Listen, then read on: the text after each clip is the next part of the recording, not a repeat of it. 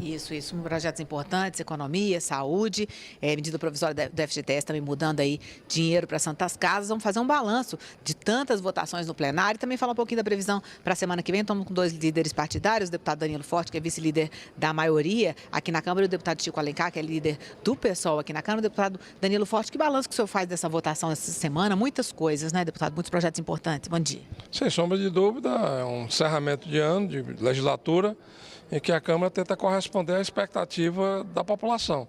E essa casa nunca se furtou a votar e resolver os problemas que o povo brasileiro persiste em tentar buscar uma solução para eles. O problema das Santas Casas é um problema sério. As Santas Casas são responsáveis por 45% do atendimento da rede SUS, né? Elas vivem de orçamentos, transferências tanto dos municípios como dos estados e do governo federal, e não tinha nenhuma linha de financiamento que pudesse, inclusive, encontrar uma solução para os problemas que elas vivem hoje, pela defasagem, inclusive, da tabela SUS. A tabela SUS é de 2006, então os serviços e os procedimentos ainda são regulados com preços baseados em 2006, e a demanda é crescente.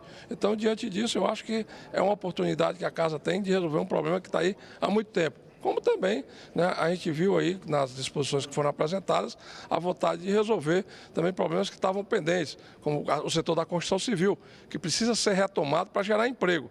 É o primeiro setor que gera emprego de forma mais imediata e que vivia uma insegurança jurídica muito grande na questão do distrato, que é o rompimento do contrato por parte do cliente, muitas vezes com relação à construtora, motivado às vezes por uma ineficiência ou uma insuficiência financeira por parte do cliente que não podia pagar o imóvel, ou então, às vezes, pela falência da própria construtora. Então, buscou-se um equilíbrio na busca desse distrato, em que a construtora pode ser punida e também o investidor pode ser punido naquilo que for tratado de forma muito clara, que provocou exatamente a descontinuidade do contrato que foi feito na compra do imóvel. Eu acho que com isso a gente dá segurança jurídica e é capaz de as empresas, com isso, ter maior capacidade, inclusive, de retomar os investimentos, voltando a gerar emprego que é necessário e urgente para o país. Então, eu acho que a Câmara ela avançou bem nessa reta final e esperamos agora para a próxima semana que a gente consiga concluir, né, os processos aqui, né, com as demandas tanto da economia, da seção onerosa, que vai ajudar os estados e municípios, como também da questão colocada com relação à questão orçamentária. Nós precisamos concluir a votação do orçamento para 2019 para dar conforto, inclusive, para o próximo governo começar aí já trabalhando com um orçamento votado, tranquilo e dando segurança para as aplicações necessárias para o Brasil continuar a retomada do crescimento. Bom, a gente vai falar sobre o próximo governo, sobre semana que vem, daqui a pouquinho. Primeiro, deputado Chico Alencar, líder do PSOL. Que balanço que o senhor faz com destaques dessa semana aqui na Câmara? Eu entendo que matérias, por natureza, são polêmicas. Entendemos também que, em relação às Santas Casas, elas têm um déficit crônico. É preciso mudar radicalmente essa gestão, porque volta e meia tem projeto aqui de socorro. E isso mexe, o que foi aprovado aqui, no Fundo de Garantia por Tempo de Serviço, que é do trabalhador, que é destinado a políticas públicas gerais de educação, de saúde, ficou muito focado no crédito às Santas Casas. Daí o nosso voto, inclusive, contrário. Também nessa questão do financiamento imobiliário, de novo, numa sociedade de classes, você tende a proteger mais quem pode mais, trata igualmente os desiguais e aí, no caso, a multa para quem desistiu de um contrato em função da crise econômica, para o indivíduo, para a pessoa com a intenção da compra e para o primeiro contrato é muito pesada. O próprio deputado Celso Russomano, que defendeu o projeto, que relatou, ele disse, foi o possível, mas nós achamos que houve aí um gravame contra o indivíduo, contra as pessoas, numa situação de crise que deve merecer a nossa atenção especial. E, por fim, também a questão dos municípios, de fato, isso é justo. A tal lei de responsabilidade fiscal, ela não é acompanhada da necessária responsabilidade social e das políticas que são desenvolvidas nos municípios. Às vezes o prefeito perde a arrecadação por razões de diminuição do repasse, do fundo de participação dos municípios, de arrecadação que não depende da própria prefeitura. E aí é razoável, é justo essa pequena flexibilidade. Nós entendemos que é preciso no Brasil acompanhar a responsabilidade fiscal da responsabilidade social sempre. E olha, Felizmente, a comissão do Escola Sem Partido, empacada, que não discute o essencial da educação, não votou nada, nós resistimos. Isso é bom para o país e para um ano letivo que vai se iniciar sem essa espada violenta na cabeça dos professores. Deputado Danilo Forte, o senhor não comentou esse projeto da Lei de Responsabilidade Fiscal para os municípios. O senhor concorda com esse projeto? O futuro governo estava tentando impedir essa votação. Eu concordo com o deputado Chico Alencar no que diz respeito à questão dos ciclos econômicos. Quando a economia vai bem, os municípios recebem mais dinheiro e, tendo mais dinheiro, o limite estava naquilo que já estava colocado dos 54%. Na medida que nós estamos num período recessivo, a economia diminuiu, os repasses diminuíram e você não tem como demitir servidor público, é praticamente impossível, você demitir servidor público pela garantia que tem do próprio concurso público na qual ele adentra no serviço público. Esse limite de pessoal ele também tem que ser um pouco flexível. Nós não podemos aqui criar uma penalização para os prefeitos, que já está tão inibido as pessoas de bem participarem da política, e é difícil até você encontrar nos municípios pessoas que tenham uma regularidade fiscal e idoneidade para assumir o comando do município. No município mesmo, no interior do estado do Ceará, as pessoas que têm uma qualificação de formação acadêmica ou que têm um patrimônio, dificilmente agora querem entrar na política, porque sabem que vão entrar na política e vão sair de lá com problema.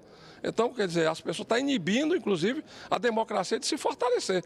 Eu acho que a gente tem que ter também uma flexibilização com relação a essa questão para não punir os políticos e a política de forma indevida, porque não foi motivado por eles, não foi motivado pelos prefeitos a recessão econômica que o país atravessa. E a grande maioria dos municípios brasileiros, em boa parte, os orçamentos são de transferências obrigatórias da União e dos estados. Então, eu acredito que é uma forma de solucionar um problema para amenizar, inclusive, um grau de criminalização da política desnecessário nesse caso. Bom, o deputado Danilo Forte já falou um pouquinho sobre a previsão para a semana que vem. Deputado Chico Alencar, o que o senhor acha que o plenário pode votar? E o senhor estava falando de Escola Sem Partido, tem previsão de ser reunião semana que vem? É a reunião da comissão, mais uma vez. Nós estaremos lá fazendo um bom debate e obstruindo, porque estivemos ontem, inclusive, a bancada do pessoal com o ministro Luiz Roberto Barroso, que já deu uma liminar proibindo a implantação desse projeto, que é para nós de censura e de limitação do trabalho lindo do magistério, em Alagoas. Nós queremos que o plenário do Supremo vote e temos certeza que lá vai ser unânime a reprovação desse tipo de proposta. Mas a comissão está convocada para a semana que vem e lá estaremos.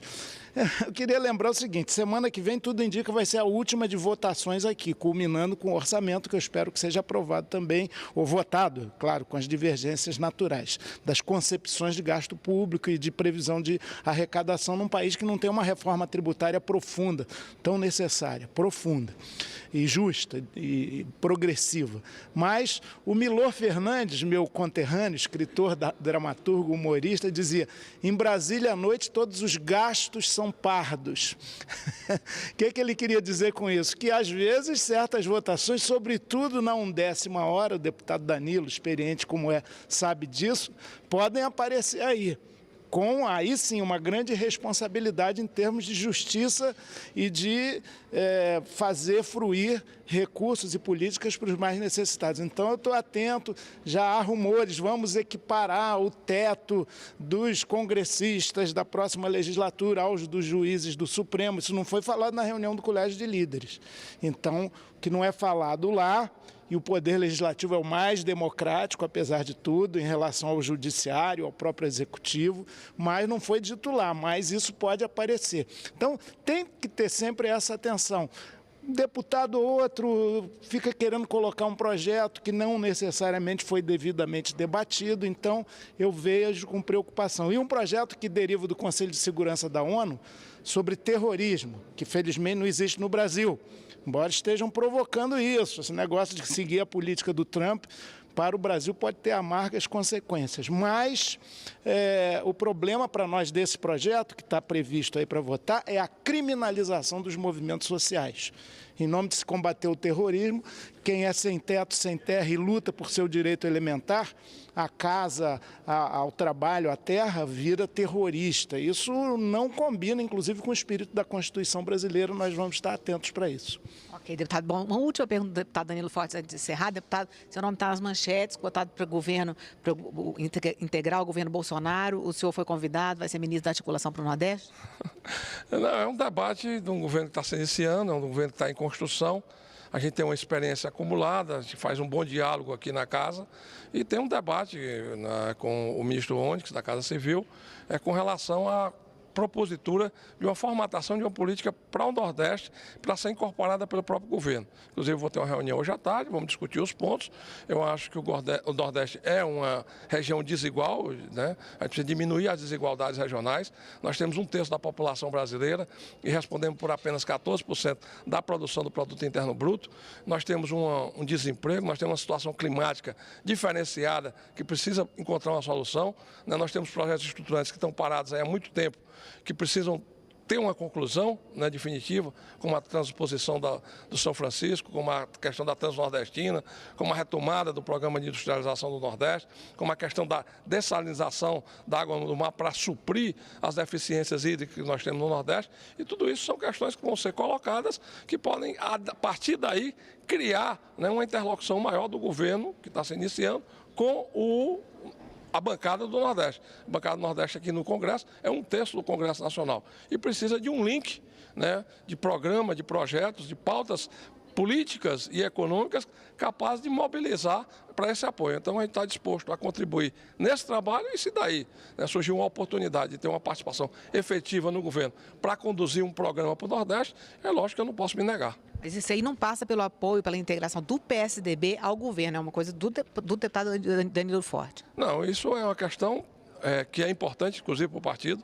Ontem a bancada do partido teve com o presidente Jair Bolsonaro, né, foi colocado, inclusive, pelos próprios líderes do partido, tanto o Nilson Leitão, que está saindo, como o Carlos Sampaio, que vai assumir a liderança a partir de janeiro, que se sentia, inclusive, lisonjeado pela escolha de alguns membros do partido para participarem do governo e que, automaticamente, o governo não tem uma posição ainda com relação a apoio ou não. Não vai ter um apoio formal ao governo ou às proposições do governo, mas vai ter uma participação do partido e das bancadas naquilo que for proposto pelo governo nas pautas de votação. Então, esse compromisso já foi assumido e, diante disso, eu acho que fiquem à vontade, né, qualquer militante partidário que queira participar ou não do partido. Se necessário for pedir uma suspensão da filiação, eu posso fazê-lo.